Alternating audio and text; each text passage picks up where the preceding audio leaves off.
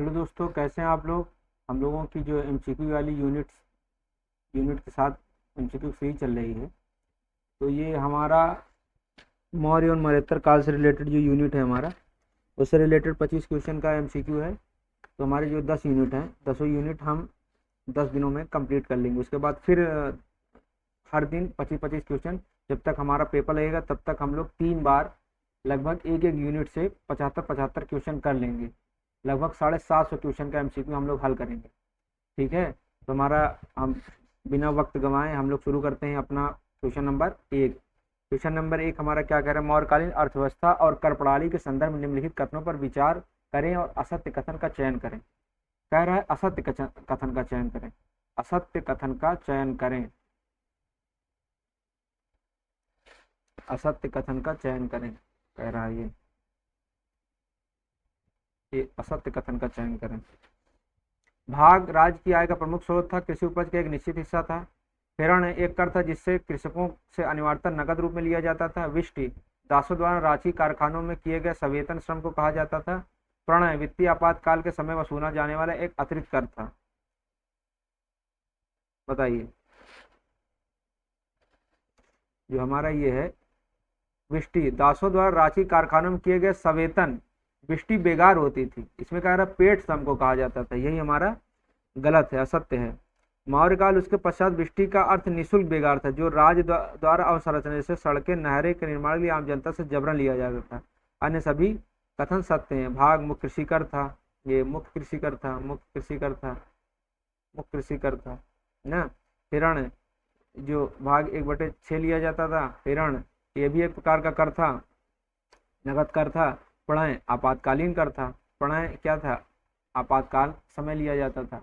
अब आते हैं क्वेश्चन नंबर 2 पे। 2 क्या कह रहा है, सातवाहन शासकों ने अपने नाम के आगे माताओं के नाम गौतमी पुत्र, वशिष्ठ पुत्र, वाशिष्ठी पुत्र लगाने की प्रथा प्रारंभ की। कारण क्या दे रहा है इसमें, सातवाहन समाज एक पूर्णतः मात्र सत्तात्मक समाज था। राज सिंहासन का उत्तराधिकार और संपत्ति का अधिकार पुत्रियों को प्राप्त होता था। सीधा सीधा ये गलत है। कथन ये हमारा क्या सही है, ये बात तो ठीक है। सातवाहन अपने नाम का माताओं के नाम गौतमी पुत्र लगाने की प्रथा प्रारंभ की, बात तो ठीक है, ठीक है। लेकिन क्या कह रहा है, कह रहा है कि सातवाहन समाज पूर्णतः मातृ सत्तात्मक था। मातृ सत्तात्मक समाज नहीं था, पूर्णतः मातृ सत्तात्मक नहीं था, वो बस नाम के आगे लगा स्त्रियों के सम्मान की बात थी। मातृ सत्तात्मक नहीं, सत्ता का उत्तराधिकार राज सिंहासन हमेशा किसे मिलता था, पुत्रों को ही मिलता था। तो ये मूल रूप से एक पितृ सत्तात्मक व्यवस्था थी। तो हमारा क्या ए सही है लेकिन आर गलत है। ऑप्शन नंबर सी ये सही है मगर आर गलत है। क्वेश्चन नंबर 3 क्या करें, अशोक के अभिलेखों और उनमें प्रयुक्त लिपियों के संदर्भ में निम्नलिखित कौन से युग में सुमेलित नहीं है। कह रहा है कौन से युग में सुमेलित नहीं है, कौन से युग में सुमेलित नहीं है। शाहबाजगढ़ी शिलालेख खरोष्टी लिपि, कंधार शरीफुना अभिलेख यूनानी अरमाइक द्विभाषी, तक्षशिला अभिलेख अरामाइक लिपि, मास्की लघु शिलालेख खरोष्टी और ब्राह्मी लिपि द्विलिपि। बताइए इसमें से कौन सा सही नहीं सुमेलित है, बताइए क्वेश्चन नंबर 3 का कौन सा सुमेलित नहीं है। इसमें क्या कह रहा है, मास्की लघु शिलालेख इसमें खरोष्टी और ब्राह्मी में, यही हमारा नहीं है। मास्की अगर आपसे पूछ लिया मास्की कहाँ है, मास्की हमारा कहाँ, कर्नाटक में, कहाँ कर्नाटक में। लघु शिलालेख पूर्णतः किसमें है, यहाँ मिला है लघु शिलालेख, लघु शिलालेख, लघु शिलालेख, शिलालेख और किसमें है ये, ब्राह्मी लिपि, ब्राह्मी और भाषा प्राकृत भाषा, क्या प्राकृत भाषा। या इसलिए प्रसिद्ध क्योंकि इसमें पहली बार अशोक का व्यक्तिगत नाम, इसमें मास्की लघु शिलालेख में क्या आता है, अशोक का पहली व्यक्तिगत नाम क्या आता है, अशोक का व्यक्तिगत नाम आता है इसमें, क्या अशोक का व्यक्तिगत नाम आता है इसमें, अशोक का व्यक्तिगत नाम आता है इसमें, अशोक का इसमें व्यक्तिगत नाम आता है। शाहबाजगढ़ी जो है ये खरोष्ठी में है, शाहबाजगढ़ी जो है ये खरोष्ठी में है। कंधार का सरेकुना यूनानी आरमाइक द्विभाषी लिपि में है। तक्षशिला का जो है वो क्या है, आरमाइक लिपि में है। ठीक है, बाकी 3 चीजें हमारी एकदम सही हैं, बाकी चौथा जो हमारा था यही गलत था। क्वेश्चन नंबर 4 क्या कह रहा है, मौर्य प्रशासन में रज्जुक अधिकारी की बदलती भूमिका के बारे में कौन सा कथन सर्वाधिक उपयुक्त है, कौन सा कथन सर्वाधिक उपयुक्त है। रज्जुक, रज्जुक अधिकारी या मुख्य न्यायाधीश था जो केवल पाटलिपुत्र में बैठता था और सीधे सम्राट को रिपोर्ट करता था। यह प्रारंभ में भूमि पैमाइश अधिकारी था अशोक ने चौथे स्तंभ लेख द्वारा उसे न्यायिक और प्रशासनिक स्वतंत्रता प्रदान की। वह पाटलिपुत्र नगर प्रशासन की 6 समितियों में से वाणिज्य समिति का अध्यक्ष था। वह सीता भूमि से प्राप्त राजस्व का सर्वोच्च संग्राहक था। बताइए इसका आंसर क्या होगा? इसका आंसर सर्वाधिक उपयुक्त आंसर क्या होगा? ये क्या करता था? रज्जु क्या था? रज्जु वह प्रारंभ में क्या, भूमि पैमाना अधिकारी था। अशोक ने चौथे स्तंभ लेख द्वारा उसे क्या, न्यायिक और प्रशासनिक स्वतंत्रता प्रदान की। यह प्रारंभ में क्या, भूमि पैमाइश करने वाला अधिकारी था, जिसे बाद में अशोक ने चौथे स्तंभ लेख के माध्यम से न्यायिक और प्रशासनिक स्वतंत्रता प्रदान की। रज्जु प्रारंभ में भूमि की क्या करता था, माप करने वाला अधिकारी था। रज्जु मीन्स क्या होता है? रज्जु अगर देखा जाए, रज्जु मीन्स क्या होता है? रज्जु मीन्स होता है क्या, ये रस्सी होता है। क्या होता है? रस्सी। बाद में अपनी प्रशासन व्यवस्था को सुदृढ़ करने के लिए अशोक ने अपने चौथे स्तंभ लेख में, किसमें? चौथे स्तंभ लेख में, फोर्थ स्तंभ लेख में अशोक क्या कहता है? अशोक क्या कहता है? स्पष्ट, उसने राजकों को लाखों लोगों के ऊपर नियुक्त किया, उन्हें न्यायिक मामले, पुरस्कार और दंड देने में उसी प्रकार पूर्ण स्वतंत्रता प्रदान की जैसे एक पिता अपनी संतान को योग्य धाय को सौंपकर निश्चित हो जाता है। ठीक, आते हैं क्वेश्चन नंबर 5 पे। 5 क्या कह रहा है? संगम युग के भौगोलिक विभाजनों, त्रिणय को सुमिलित करें। पुरिंजय, मुल्लय, मरुदम, नेदल। उपजाऊ कृषि भूमि क्षेत्र, समुद्र तटीय क्षेत्र, पहाड़ी क्षेत्र, चारागाह और जंगल क्षेत्र। बताइए इसमें से कौन सा सही होगा? पुरंजी क्या होती थी? पुरंजी होती थी क्या, ये होती थी क्या, ये पुरंजी होती थी, पहाड़ी क्षेत्र होती थी। क्या? पहाड़ी क्षेत्र होती थी। और चारागाह और जंगल को क्या कहा जाता था? मुल्लय कहा जाता था। क्या? मुल्लय। इन्हें कहा जाता था मुल्लय। मरुदम भूमि कौन सी थी? मरुदम भूमि थी क्या, मरुदम भूमि थी उपजाऊ कृषि भूमि। क्या थी? उपजाऊ, मरुदम थी, मरुदम उपजाऊ कृषि भूमि थी। और नेदल, नेदल क्या था? यह समुद्र तटीय क्षेत्र था। क्या? समुद्र तटीय क्षेत्र था, समुद्र तटीय क्षेत्र था। तो हमारा कौन सा ऑप्शन सही हो रहा है? ऑप्शन नंबर 5 का ए सही हो रहा है। ए का 3, बी का 4, सी का 1, डी का 2। क्वेश्चन नंबर 6 क्या कह रहा है? रोम के साथ भारत के मौर्योत्तरकालीन व्यापार के संदर्भ में प्लिनी के विलाप का मूल कारण क्या था? भारत से रोम भेजने वाली मसालों विशेषकर काली मिर्च मिलावट का होना, रोम से भारी मात्रा में स्वर्ण मुद्राओं का भारत की ओर निर्गमन जिससे रोम का खजाना रिक्त हो रहा था, लाल सागर के मार्ग पर अरब बिचौलियों द्वारा व्यापार पर एकाधिकार, रोमन जहाजों का भारतीय समुद्री डाकुओं द्वारा निरंतर लूटा जाना। ऑप्शन नंबर हमारा क्या, बी सही है। प्रथम शताब्दी ईस्वी में रोमन विद्वान, क्या प्लिनी ने अपनी पुस्तक क्या नेचुरल, प्लिनी की मान ले पुस्तक अगर पूछ लिया जाए क्या है, नेचुरल हिस्ट्री, नेचुरल हिस्ट्री, प्रथम शताब्दी ईस्वी में प्लिनी प्रथम शताब्दी ईस्वी में है, प्रथम, ये भी पूछेगा प्रथम शताब्दी ईस्वी में। ठीक, कहाँ का था ये? रोम का था। कहाँ का? रोमन विद्वान, रोमन विद्वान, रोमन विद्वान। देखिए 4-5 फैक्ट तो ऐसे ही हो गए। नेचुरल हिस्ट्री, इसमें वो विलाप करता है कि रोम बहुमूल्य सोना विलासता का वस्तु है, विशेषकर भारतीय काली मिर्च जिसे यवन प्रिय कहा जाता है और मलमल की खरीदने के लिए प्रतिवर्ष भारत जा रहा है। पेरिप्लस की इस भारी व्यापारिक जो ये पेरिप्लस इस भारी व्यापारिक असंतुलन की का पुष्टि भी करता है। ठीक है। क्वेश्चन नंबर 7, निम्न विशेषताएं किस कला शैली को संदर्भित करती हैं? बुद्ध की मूर्तियां शारीरिक हृष्टपुष्टता और ऊर्जा दर्शाती हैं। मुख्यतः सीकरी के धब्बेदार लाल बलुआ पत्थर का उपयोग हुआ है। बौद्ध, जैन, तीर्थंकर और ब्राह्मण देवताओं तीनों की मूर्तियां गढ़ी गई हैं। निम्न विशेषताएं किस कला शैली को संदर्भित करती हैं? गांधार कला शैली को, मथुरा कला शैली को, अमरावती कला शैली को या सारनाथ? बताइए किसे कहती हैं? ये करती हैं किसे? मथुरा कला शैली को। क्यों? मथुरा कला शैली क्या थी? पूर्णतः क्या थी? स्वदेशी थी। क्या ये क्या थी? स्वदेशी शैली थी, स्वदेशी शैली थी। एक आपका फैक्ट ये भी कंप्लीट। और क्या? धब्बेदार लाल बलुआ पत्थर, किसके साथ? धब्बेदार लाल बलुआ पत्थर का इसमें उपयोग होता था, धब्बेदार लाल बलुआ पत्थर का उपयोग होता था। बुद्ध को अत्यंत ओजस्वी, चौड़ी छाती और शारीरिक ऊर्जा से परिपूर्ण दिखाया गया। साथ ही एकमात्र शैली जिसमें बौद्ध मूर्तियों के अलावा जैन, तीर्थंकर, क्या आयाकपट और हिंदू देवताएं जैसे शिव की, विष्णु की, कार्तिकेय की मूर्तियां भी प्रमुखता से बनाई गई। कुषाण राजा कनिष्क की सिरविहीन मूर्ति भी कहाँ मिली है? मथुरा से मिली है। कहाँ से? सिरविहीन, मथुरा से। अब आते हैं क्वेश्चन नंबर 8 पे। 8 क्या कह रहा है? कलिंग नरेश खारवेल के हाथी गुफा अभिलेख में संदर्भ में कौन सा कथन ऐतिहासिक साक्ष्यों के आधार पर असत्य है?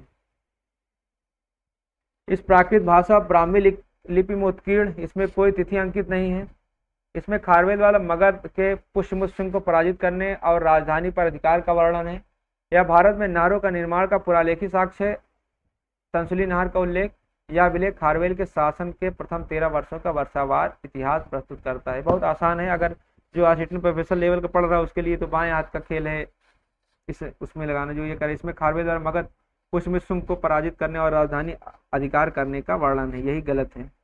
ठीक है, मगध के जिस शासक को ये हराया था उसका क्या नाम था? मगध के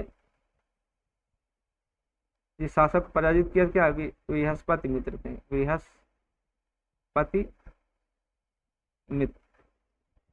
ठीक है, बाकी कथन ए सी डी तीनों पूर्णतः सत्य हैं। क्वेश्चन नंबर 9 क्या कह रहा है? कौटिल्य के अर्थात में वर्णित मौर्यकालीन गुप्तचर व्यवस्था में संस्था और संचरा पदों का क्या अभिप्राय है? जो गुप्तचर संस्था और संचरा के पदों का क्या अभिप्राय है?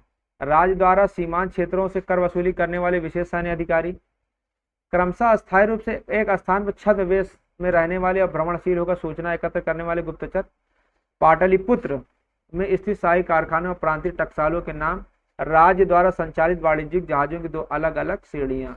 हमारा कौन सा? ये भी बहुत आसान क्वेश्चन है। क्रमशः अस्थायी रूप से एक स्थान पर छद्मवेश में रहने वाले, भ्रमणशील होकर सूचना एकत्र करने वाले क्या? गुप्तचर थे ये। क्वेश्चन नंबर 10 क्या कह रहा है? क्वेश्चन नंबर 10 कह रहा है कि इंडो ग्रीक हिंद एवं शासक और उनके सांस्कृतिक प्रभावों के संदर्भ में कौन से कथन सही है? कह रहा है कि उन्होंने भारत में पहली बार द्विभाषी द्विलिपिक सिक्के जारी किए। क्या ये बात सच है? वे भारत में सोने के सिक्के जारी करने वाले प्रथम शासक थे। हेलियोडोरस जिसने विदिशा का गरुड़ स्तंभ बनवाया, शासक एंटिआलकिडास का राजदूत था। बताइए इसमें से कौन से कथन सही है? इसमें हमारे कथन क्या है? इसमें कथन हमारे क्या? तीनों सही हैं। क्या सही है? तीनों कथन सही हैं, क्योंकि इंडो ग्रीक शासकों ने ही सबसे पहले भारत में द्विलिपि, यूनानी और खरोष्टी सिक्के जारी किए। उन्होंने ही सबसे पहले भारत में लेख युक्त और राजाओं के पोर्ट्रेट्स वाले स्वर्ण मुद्राएं चलाई। हेलियोडोरस जिसने विदिशा में भागवत धर्म अपना गरुड़ स्तंभ बनवाया। हिंदेवन शासक एंटिआलकिडास का ही राजदूत था, जो शुंग शासक भागभद्र के दरबार में आया था। क्वेश्चन नंबर 11 क्या कह रहा है? अशोक के धर्म की प्रकृति के संबंध में इतिहासकार रोमिला थापर का विश्लेषणात्मक दृष्टिकोण क्या है? इसमें बताइए। रोमिला थापर का विश्लेषणात्मक दृष्टिकोण क्या है? यह एक विशुद्ध बौद्ध धार्मिक नीति थी जिसका उद्देश्य पूरे साम्राज्य को बौद्ध धर्म परिवर्तित करना था। यह अशोक द्वारा राजनीतिक सत्ता सुदृढ़ करने और वैविध्यपूर्ण साम्राज्य को वैचारिक एकता में बांधने का एक सामाजिक नैतिक राजनीतिक उपकरण था। यह वैदिक कर्मकांडों और पशु बलि के विरुद्ध एक सुनियोजित ब्राह्मणवादी प्रतिक्रिया थी। यह एक रहस्यमय दार्शनिक सिद्धांत है जिसे केवल उच्च वर्ग के लिए प्रतिपादित किया गया था। बताइए इसका आंसर क्या होगा? क्वेश्चन नंबर 11 का आंसर क्या होगा? क्वेश्चन नंबर 11 का आंसर क्या होगा? क्वेश्चन नंबर 11 का आंसर होगा क्या कि यह अशोक द्वारा राजनीतिक सत्ता सुदृढ़ करने, वैविध्यपूर्ण साम्राज्य को वैचारिक एकता में बांधने का एक सामाजिक नैतिक उपकरण था।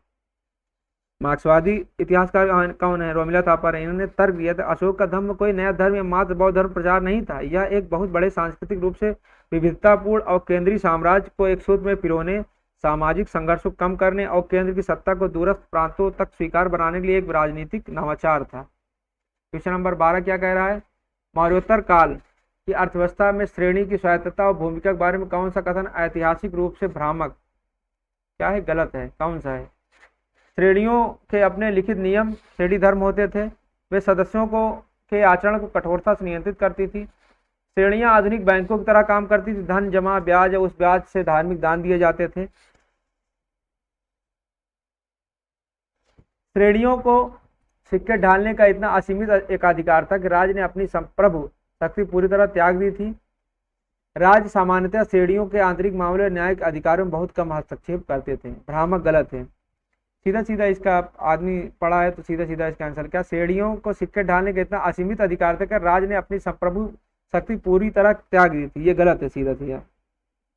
यद्यपि मौर्योत्तर काल में श्रेणियों के पास अपार आर्थिक और न्यायिक सहायता थी, कुछ मजबूत श्रेणियां जैसे निगमा ने अपनी मुहरें भी जारी की थी, किंतु सिक्के ढालने का संप्रभु अधिकार पूरी तरह राज ने त्यागा नहीं था। जैसे कुषाण शासक सातवाहन निरंतर अपने आधिकारिक उच्च कोटि के सिक्के जारी कर रहे थे। क्वेश्चन नंबर 13 क्या कह रहा है? प्राचीन भारतीय साहित्य और रचनाकारों को सुमेलित करें। तुल्कापियम, शिलापदिकारम, मणिमेखले, मागलिकाग्निमित्रम। बताइए इसमें कौन सा तोल्कापियम किसने लिखी है? तोल्कापियम में लिखे हमारे ए का 4 कौन? तोल्कापियम। शिलापदिकारम किसकी है? शिलापदिकारम किसकी?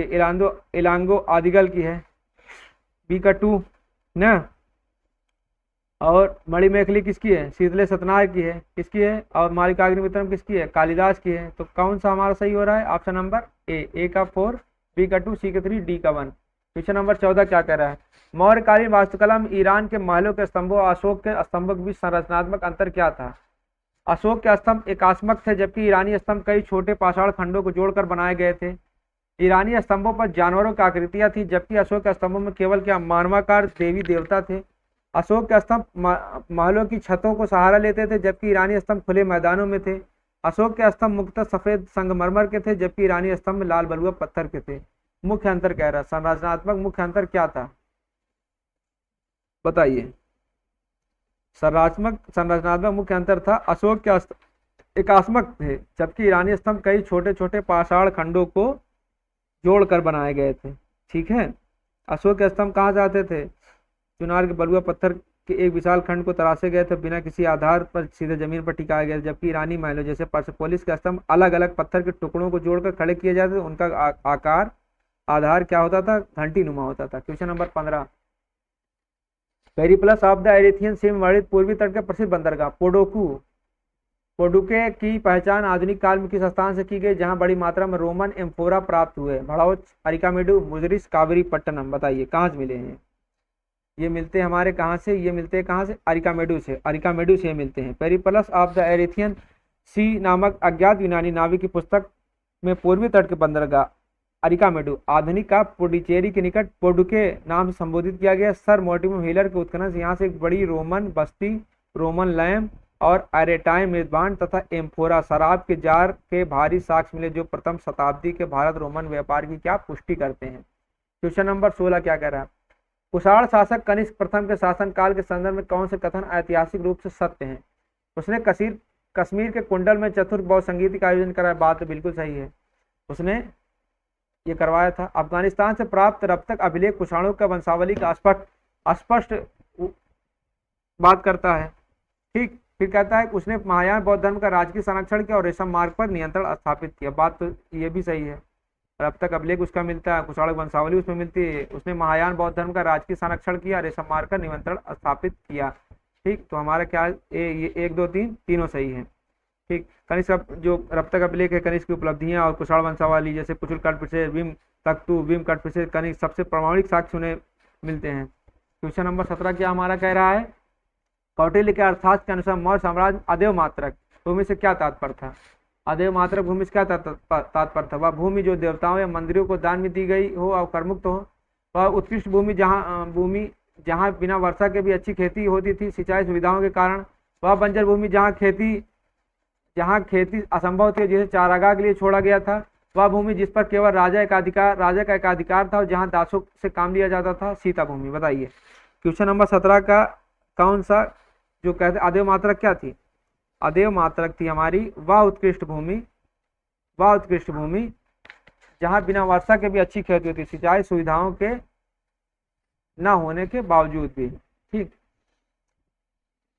अर्थशास्त्र में जो बताया गया, एक बताया गया देव मात्रक वर्षा पर निर्भर भूमि, एक बताया गया क्या? अदेव मात्रक वह श्रेष्ठ भूमि जो वर्षा पर भी निर्भर नहीं थी, क्योंकि वहाँ राज्य क्या सेतुबंध या किसानों द्वारा सिंचाई कृत्रिम व्यवस्था मौजूद थी, जिससे उच्च गुणवत्ता वाली फसलें जैसे गन्ने और कपास उगाया जाता था। क्वेश्चन नंबर 18 क्या कह रहा है? सिकंदर के आक्रमण समय किस शक्तिशाली भारतीय गणराज्य की स्त्रियों ने पुरुषों के मारे जाने पश्चात रानी क्लियोफिस के नेतृत्व में सिकंदर के विरुद्ध हथियार उठाए? मालव, शूद्रक, अश्वक या कट? बताइए क्वेश्चन नंबर 18 का कौन सही है? ये थी कौन? ये गणराज्य जो था अश्वक गणराज्य था, जो पश्चिमोत्तर भारत में पाया जाता था। इसकी राजधानी क्या थी? मस्कवती जिसे भी बोला गया है। वहां पुरुषों के भीषण युद्ध में मारे जाने के बाद रानी क्लियोफिस के नेतृत्व में स्त्रियों ने सिकंदर के विरुद्ध हथियार उठा लिए। सिकंदर ने प्रतिरोध में सभी स्त्रियों की निर्मम हत्या कर दी, जो उसके चरित्र पर एक कलंक माना जाता है। क्वेश्चन नंबर 19 का करें, सातवाहन कालीन प्रशासनिक व्यवस्था में गौल्मिक पद का क्या तात्पर्य था? गौल्मिक क्या था सातवाहन में? वह राजा का मुख्य रणनीतिक सलाहकार होता था, जो युद्ध की घोषणा करता था। वह प्रांतीय अधिकारी था, जिसके अधीन एक सैन्य टुकड़ी गुल्म होती थी, जो राजस्व भी वसूलता था। वह रोम के साथ समुद्री व्यापार करने वाले व्यापारियों के सबसे बड़े गिल्ड का प्रमुख था। यह बौद्ध विहारों की देखरेख करने वाला सर्वोच्च अधिकारी था। बताइए 19 का कौन सा सही है? 19 का कौन सा सही है? 19 का यह था, गौल्मिक क्या था? यह प्रांतीय अधिकारी था, जिसके अधीन एक सैन्य टुकड़ी गुल्म होती थी, जो राजस्व भी वसूलता था। ठीक है, गौल्मिक के पास 9 रथ, 9 हाथी, 25 घोड़े और 45 पैदल सैनिकों की एक टुकड़ी होती, जिसे गुल्म कहा जाता था। उसका ये गौल्मिक प्रमुख था, जो शांति व्यवस्था बनाए रखने के साथ साथ राजस्व भी इकट्ठा करता था।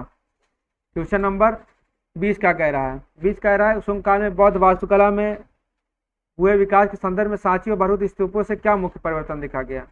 स्तूपों को पूरी तरह कर नष्ट करके उनके स्थान में विष्णु मंदिर बनाए गए। मौर्यकालीन ईंटों के स्तूपों का आकार दोगुना किया गया। लकड़ी की वेदिका के स्थान पर प्रस्तर वेदिका और भव्य तोड़ा द्वार बनाए गए। स्तूपों के चारों ओर खाइयों का निर्माण किया गया, ताकि आम जनता तक उन पहुंचे। स्तूपों की संरचना ईंटों से बदलकर पूर्णतः सफेद संगमरमर में परिवर्तित की गई। बताइए क्वेश्चन नंबर 20 का आंसर क्या होगा?